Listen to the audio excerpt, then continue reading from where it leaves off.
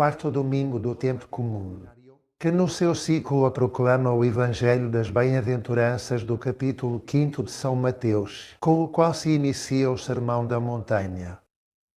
Naquele tempo, ao ver Jesus a multidão, subiu ao monte, sentou-se e aproximaram-se dele os seus discípulos, e, abrindo a sua boca, ensinava-os dizendo: Bem-aventurados os pobres em espírito, porque deles é o reino dos céus.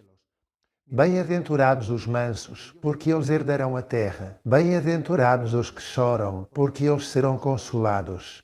Bem-aventurados os que têm fome e sede de justiça, porque eles ficarão saciados. Bem-aventurados os misericordiosos, porque eles alcançarão misericórdia. Bem-aventurados os puros de coração, porque eles verão a Deus. Bem-aventurados os que trabalham pela paz, porque eles serão chamados filhos de Deus. Bem-aventurados os perseguidos por causa da justiça, porque deles é o reino dos céus. Bem-aventurados vós quando vos insultarem e vos perseguirem e vos caluniarem de qualquer modo por minha causa. Alegrai-vos e exultai, porque a vossa recompensa será grande no céu. São 8 as bem-aventuranças e vou fixar-me especialmente na última. Por sinal, é a que mais se desenvolve, porque no fim diz: Bem-aventurados os perseguidos por causa da justiça. Mas depois continua: Bem-aventurados vós quando vos insultarem e vos perseguirem e vos caluniarem de qualquer modo por minha causa. Vamos fixar-nos na última, sim, mas vendo o desenvolvimento de todas as 8 bem-aventuranças. É curioso ver como começam pela pobreza de espírito. Bem-aventurados os pobres de espírito.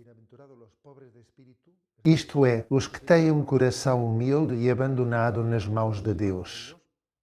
Isto é como o primeiro mandamento da lei de Deus, que diz em primeiro lugar o que é mais importante: amarás a Deus sobre todas as coisas. Quem cumpre o primeiro mandamento, cumpre também o resto dos mandamentos. Assim acontece com as bem-aventuranças, quando diz, em primeiro lugar, bem-aventurados os pobres de espírito. Mas, tal como o Senhor na sua pedagogia, além de dar o primeiro mandamento, que é o mais importante, depois especifica nos mandamentos seguintes de que maneiras concretas se deve amar a Deus sobre todas as coisas. Algo semelhante acontece também com as bem-aventuranças, que vão especificando como se pode ter esse coração pobre de espírito, porque, claro, não é assim tão simples. Lembro-me de ter dado uma conferência que tinha o título de É fácil ser feliz, o difícil é ser simples. Claro, o difícil é ser pobre de espírito, e por isso nos é dado esse desenvolvimento de todas as bem-aventuranças.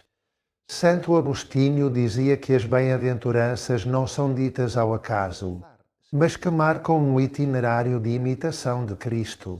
E depois de ter começado pela principal, os pobres de espírito, depois diz: Bem, é importante ter paciência conosco próprios. Bem-aventurados os mansos. É importante chorar os nossos pecados. Bem-aventurados os que choram. É importante, para continuar a avançar, ter um verdadeiro desejo de santidade. Os que têm fome e sede de justiça. É importante dar prioridade ao exercício da misericórdia. Os misericordiosos. É importante, para continuar a avançar, procurar a pureza de intenção, os puros de coração. É importante lutar pela instauração do reino de Deus neste mundo, os que trabalham pela paz. Mas, como neste itinerário para a santidade, embora avancemos, ao mesmo tempo temos tantas contradições.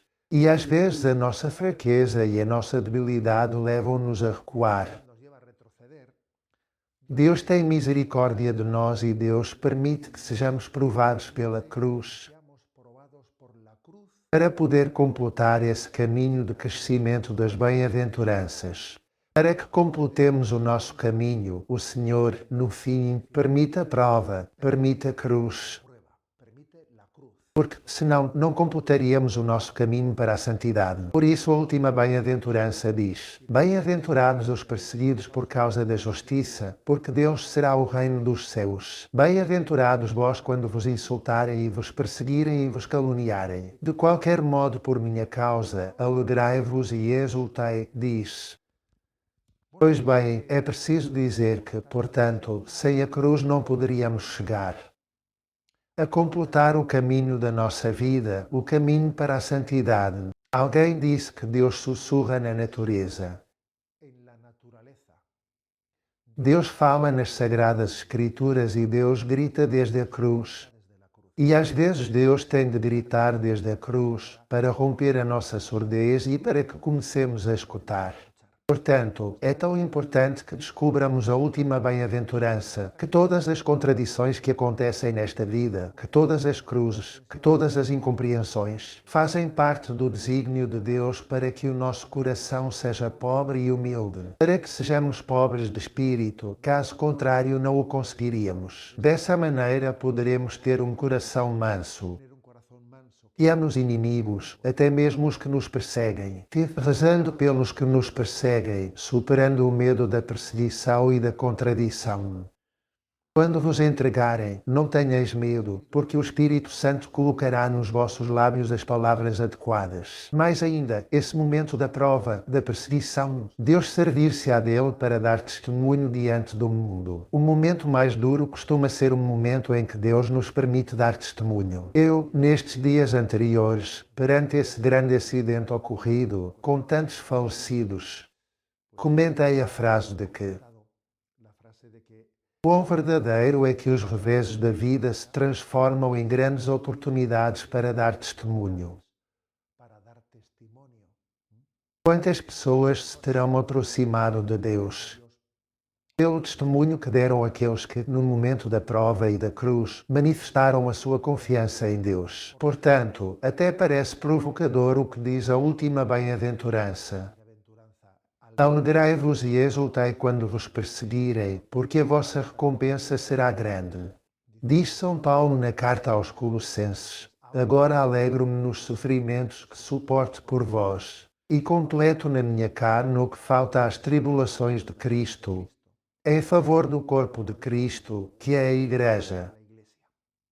Portanto, que o Senhor nos conceda a graça de percorrer todo esse itinerário das bem-aventuranças, para que, graças à cruz de Cristo, possamos alcançar a primeira de todas elas. Era o dom de ter um coração pobre e humilde, ser pobres de espírito. A bênção de Deus Todo-Poderoso, Pai, Filho e Espírito Santo, desça sobre vós.